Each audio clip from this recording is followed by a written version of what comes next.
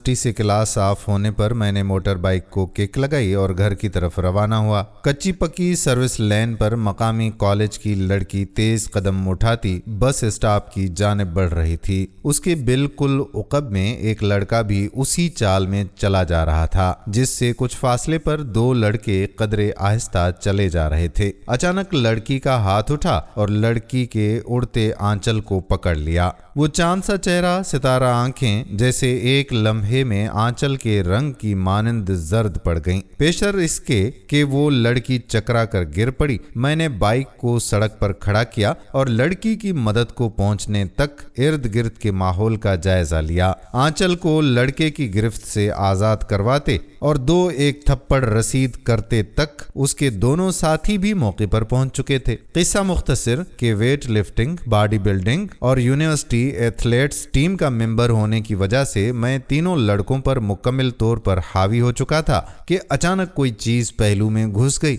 दर्द की शिद्दत से लड़कों को छोड़कर देखा तो एक तवील कामत शख्स जो दिखने में बैटमैन लग रहा था, हाथ में 4 इंच लंबा बारीक चाकू थामे दूसरे वार के लिए तैयार खड़ा था। चूंकि उसका दूसरा वार दाएं हाथ पर रोका, जिससे रिंग फिंगर बुरी तरह से जख्मी हो गई, लेकिन हाथ की गिरफ्त में आने की वजह से चाकू छीन लिया। लोगों को जमा होते और चाकू मेरे हाथ में देखकर चारों ने राह फरार इख्तियार की। ज्यादा खून बहने की वजह से नकाहत बढ़ती जा रही थी, सो एक बार फिर बाइक स्टार्ट की और अस्पताल पहुंचा। चंद ही घंटों में एक्सरे और जरूर मरहम पट्टी के बाद डॉक्टर ने मुझे अस्पताल से डिस्चार्ज कर दिया। खैर, इस बात की दिली खुशी थी कि किसी के मज़मूम अज़ैम मेरी मुदाखलत से खाक हो गए। अहबाब, बात अगर यहीं ख़त्म हो जाती तो शायद ये वाक़या कभी गोश गुजार ना करता। दर हकीकत सबक आमोज पहलू ये है जो अब बयान किया जा रहा है। वो कहता है कि 2 हफ्ते के बाद चौक को क्रॉस करने के फौरन बाद किसी आवाज़ ने बाइक रुकने पर मजबूर किया।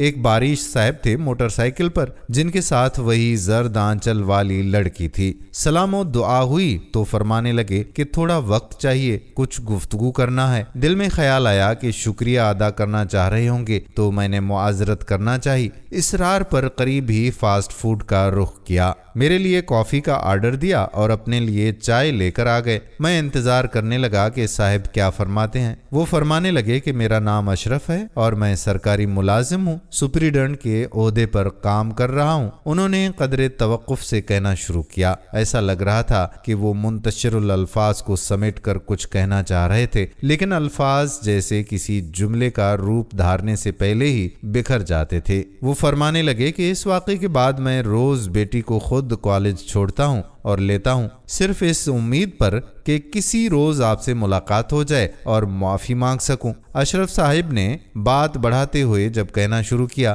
तो मैंने कहा कि मुझसे माफ़ी किस बात की? मैं समझा नहीं। वो कहने लगे कि जिस रोज ये वाक़या पेश आया, मेरी बेटी घर पहुंचकर बहुत रोई और सारा किस्सा अपनी माँ को सुनाया। ये बुरी तरह सहम गई थी। शाम तक रोती और माँ को भी रुलाती रही। रात में खाना देते हुए उसकी माँ ने मुझे सारी बात बताई। मुझसे कुछ भी खाया ना गया और फिर फजर तक मैं भी रोता ही रहा। आंसू थे कि थमने का नाम नहीं लेते थे। कर्बो अजियत की कैफियत थी कि दम घुटा जाता था। जाड़े की रात के बावजूद पसीना खुश्क होने को ना आता था। इतनी तवील रात के कटती ना थी। पेशेमानी, निदामत और अफसोस की भयानक रात आज़ान फजर पर इस तरह से ख़त्म हुई कि नमाज अदा करके मैंने बेटी और उसकी वालिदा को जगाया, अल्लाह रब्बुल इज़्ज़त और उन दोनों से माफ़ी मांगी कि तुम्हारा मुजरिम मैं हूँ कि जिसने आज से 22 साल पहले साइकिल पर जाते हुए एक लड़की का दुपट्टा खींचा था और शर्मिंदगी महसूस करते हुए छोड़कर भाग गया था।